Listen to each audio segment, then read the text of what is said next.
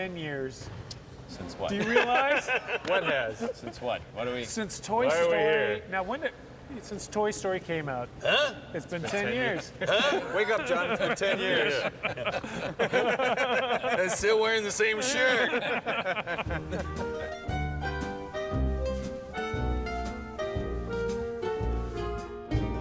I'll never forget you and I looking at each other. You were working on a computer, and I was kneeling next to you. I remember that so well. Yeah, I and remember we sat there and we exactly looked at it and we looked at each other and went, a buddy picture. Yeah. A buddy picture, you know? And it was that inspiration of just, of coming up with that idea of having the old toy and a new toy. And they fell out of, action and we said, figure. what if they fell out of a van during a fight and they had to get along? Yeah. To get back. And it had never been done in animation. Right. Fundamental thing that all of us sat around and said, we don't want, I remember a the fairy don't list. tale. No, we I don't want want songs. 9 songs Yeah. that break out in song. We don't want a boring no main Our Little character. Town. Yeah. No songs. No, I want. No, I want. No villain. We want to make the main characters as funny as the comic sidekicks. Sidekicks. Well, there's all this stuff that had become synonymous with animation in the popular culture. Oh, it's animated. That means it must be a musical and it must be a fairy tale and stuff. For me, that was the biggest motivator through all the hard times, was just wanted to prove that theory wrong. Absolutely, that you can, truly entertain audience, adults as well as kids. To me, it was so exciting because at this time, I remember we would all go, and this is what I loved, is that we'd go, hey, we're going to go do a little research. So we all climbed in my car and we went down to Toys R Us, and I had borrowed like a company credit card. We would just go through with baskets and just like filling stuff up. But that's where we found that made us, I remember in the aisle, we just started dying laughing because the Green Army Men, came in a Tupperware bucket, right. Yeah. and it was like, Bucket of Army Men. yeah, bucket of Army Men, or U.S. soldiers in a bucket. And when you And we just started Start thinking howling with yeah, laughter. from the perspective of these guys are all alive and Stuck in a thinking bucket. people. That was fun to board. It was like, I'd worked at a lot of other studios, and I had fun, but it was like just kicking into that memory of playing with Army Men. Well, that's in a what's neat. bucket. Is like being in that store and just looking at every single toy and imagining it being alive. Yeah. From its perspective. From, so much of Andy and Sid came from us, right? And I mean, Drawing look on at this. Look at this. I will say right now, I was more like Andy. Right? I mean, you guys always made fun of me that way. But I always like made the, John whenever always I'm takes care interviewed of and his asked toys. about this, and they all start giving me a hard time about the Sid character, I always go, look, that's how real kids play. Absolutely. The odd one is Andy. No kid plays like that. No kid puts his face, except for John Lasseter. He's the only I guy. still have my office is full of my toys from when I was a kid. But the thing is hearing the stories show of the way you would play with your toys to me. My brother and I like- were really rough on our toys, and we would melt our Army Man with like lighters and just see how they'd melt. And there was one thing, it was a Tonka truck ad with an elephant sitting on top of a Tonka truck, and my brother and I went, wow, really? The Tonka trucks are that strong? And we had a cinder block wall with a loose, huge cinder block brick. And we put the Tonka truck underneath, lined it up, went around the other side of the fence. We were little and went, and heard it came out, and the whole Tonka truck smashed. And we're like, come on, that's baloney. Well, then- That was I fun. knew my son had finally arrived when he got to be about 10, and one morning we were having breakfast together. It was a real quiet morning, and it had been a stormy day. And as I'm sitting there, I look out the breakfast window, and there on our tree is a half-naked G.I. Joe duct taped to a tree, like flailed like this. And I go, Ben, did you duct tape a G.I. Joe to a tree? And he just went, boot camp. And then he just kind of kept back to eating. And I was just like, that's my son. It's my boy.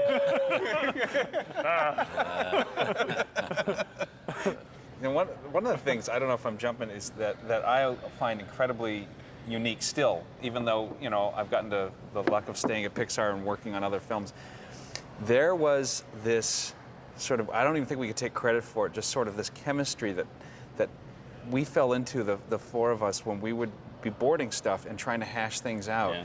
Where we just loved to argue. I think we kind of scared people because we would get so loud and we'd get in each other's faces. Us would never do Yeah, that. and people would think we hated each other, but the truth is that we were actually hoping we'd be proven wrong. It's like there was such desire to get the answer And it was such an infectious thing. I mean, I just couldn't wait to get back to work the next day and get into that setting. Well, everybody would sit around a table and we'd all work on the same sequence. I mean, so a lot of these sequences came so fast that I'd be drawing one row and you'd be drawing another row, and we would then start I'd clean up laughing, somebody else's. you Well, know? the other thing that, looking back, is amazing is none of us had ever worked on a feature film.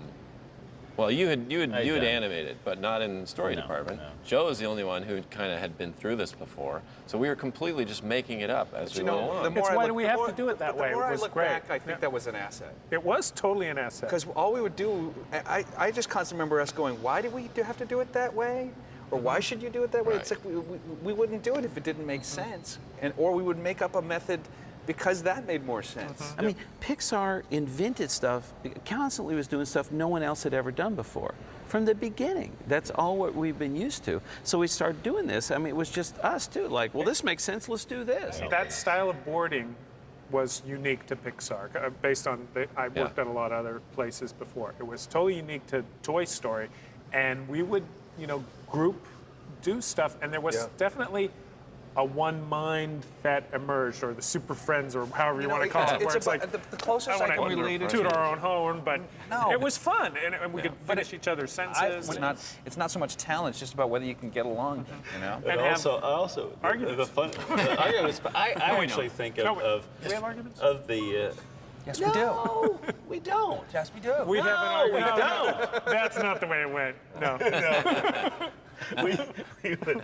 But I also remember the late nights and how silly we would get. Yeah, the jokes and the gags we'd pull on each other, or the things that we'd explore just after working together and doing late nights of like, this is way over the PG line, would be really healthy to just keep the humor going, and then some of it would cross back over the G line and get in the movie. The thing with TV. the laser tag, remember? The old building, everything was just, it was like a rental office space. And we would go around, turn off all the lights, We were working leaving. so late, nobody else was around. Yeah, so no everything's security. dark. So we'd all run around and have these It- big it- battles. it's so great because you'd get home like at 3 in the morning and Nancy, my wife, go, oh man, we were working so hard. We played Don't the whole say that. My wife was like, that's all you guys do all day. we were sweating. We were just like. To me, probably the biggest turning point for, I know, the four of us, but I think even for the studio, was as we were developing the story. In the early days, we were just babes in the woods and listening to Disney's notes. Jumping through hoops. Jumping through hoops, we'll do whatever. We were so excited to do this, Yes, sir. and they know what they're talking about. They've been so successful, and we'll just, learn from them as best we can. The notes kept coming back. This is too juvenile. It's toys. It's too juvenile. You got to make it more edgy. Make it more edgy. Make it more edgy. More Come on, zingers. come More on, one-liner come on. zingers. More Put edgy, downs. more edgy. So I remember we had this screening, and we had hired Randy Newman. And he came to the screening, and after he was like, boy, that's a train wreck. It was like the most horrible screening. And after it was over, no one laughed. And you sat there, and I was so embarrassed for what was up on the screen. And I remember the executives didn't really give us notes then. They just got up and walked out. And right outside, later, Tom Schumacher told me right outside the door, they all turned and said, what happened? And Tom said, they were following notes. Right. They were following all the notes we were giving them.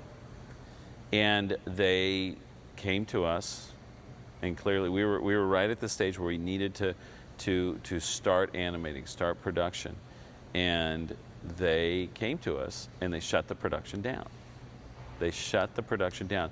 And they were demanding that our story crew, since we clearly couldn't do it on our own, and this was weeks right before Christmas, move to Los Angeles and move into their offices so that they can oversee us more clearly, And give us more notes. And give us more notes, and because clearly we couldn't do it ourselves. And we had just hired like 12 animators. We just trained them. They were just up and running. And you can't just grab somebody off the street and start animating on the system. They wanted to fire all of them. I kind of pleaded with them. I said, give us 2 weeks. Give us 2 weeks. And I think we all looked at each other and said, I remember saying, let's make the movie we one. But you know, it really gave us, in a weird way, the guts to just do what we had always basically wanted to. I remember boarding some sequences early on that did get shot down for being juvenile. And when you talk about them now, they make complete sense with the Toy Story we have now. I remember in that 2 weeks, we just kind of went, we want to go back to that. And we came up with the notion of that they had a staff meeting, Yeah. right? The toys are more adult, and so therefore, instead of just having a group discussion, it was like an organized staff meeting and using the terms that you find in a workplace. Right. And then just about making Woody knowing that this is big news and trying to And soften making Woody it for good everybody. at his job. That And was making another Woody thing. I good remember at you his pushing job. that. Make him really good at his job. Early, we had Buzz aware of his stardom as a TV star. Remember that? Yep. And then we came up with a notion that to make it more clear that he really doesn't realize he's a toy. It's like, here's this guy who lost Woody, who lost his place on the bed. And it was so great because it was like to a toy who doesn't realize he's a toy. Right. It just drives Woody It crazy. made it so fun to write for Buzz. Like anything, Right. he would look at a cup and, oh, it's a power module, you know, and you could, it was fun. Interesting way you drink on this planet. It's really telling you find those little moments or those little ideas, and It's suddenly, satisfying when they fit. Suddenly your character's It's, you know. speaking, and you're just trying to catch up. Yeah. You know, Yeah. and that's when you know you don't have it because you're not getting that Yeah, sometimes yeah, with yeah. characters. That's what we turned around. It was kind of the first act. And in 2 weeks, I'll never forget the screening. And of course, the executives at Disney were really expecting, you know, what could they have done? And they were like stunned. And Tom Schumacher, you know, to this day sort of says that he's never seen that in history, that something to be turned around so. I remember Chris Montan turning around during the middle of it going, what did you guys take, funny pills? Yeah.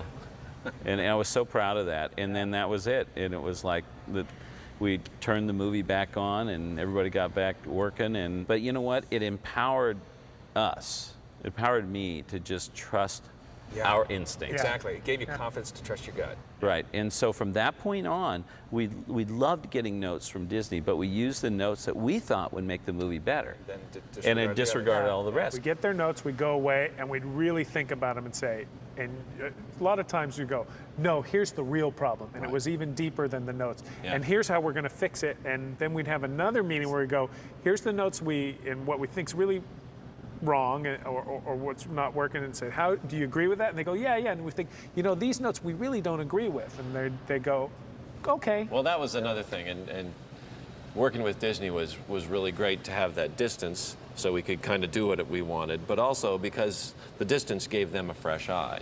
Yeah, And it was you know, they were able to look at things that we were getting really close to, and we'd get a great new perspective.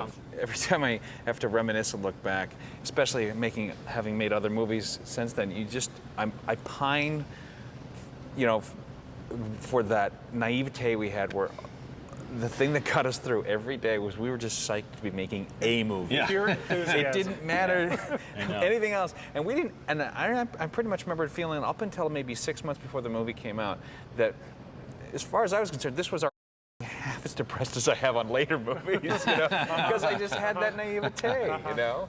And we were having a blast. Yeah. Well, that's what I remember most, is just thinking, we're making this for ourselves. It really was the most At selfish all. movie making forever. It was We like, were this just, is what we want if to see. it made us laugh, Yeah. it was in. And it was we just like, a fun experience of doing it. You know, Yeah. the making of it was What fun. can we get away with? right. It's a lot of work, but it was fun. When it was done, though, and finally seeing it with an audience, still to this day, is probably the greatest reward I've ever had. I mean, it was just staggering. I think by the time it was about to come out, we knew we had a good movie. I just don't think we had any clue how well received it was going to be. Again, I didn't even have any thought the general public was going to see this. It was always just for us. And wow, that was cool. And then when it came out and there was reviews and billboards.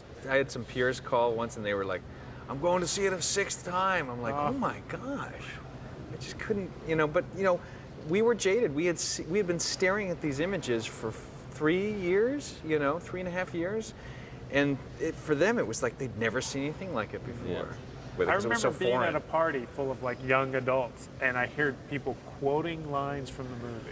Oh, yeah. And I went, I heard it off in the distance, and I was like, no way. Well, John, it was the most blissful movie-making time of my career. Hopefully there'll be many more, and let's hope we're talking about another movie 10 years from now. Yeah, here, here. 10 years, yay.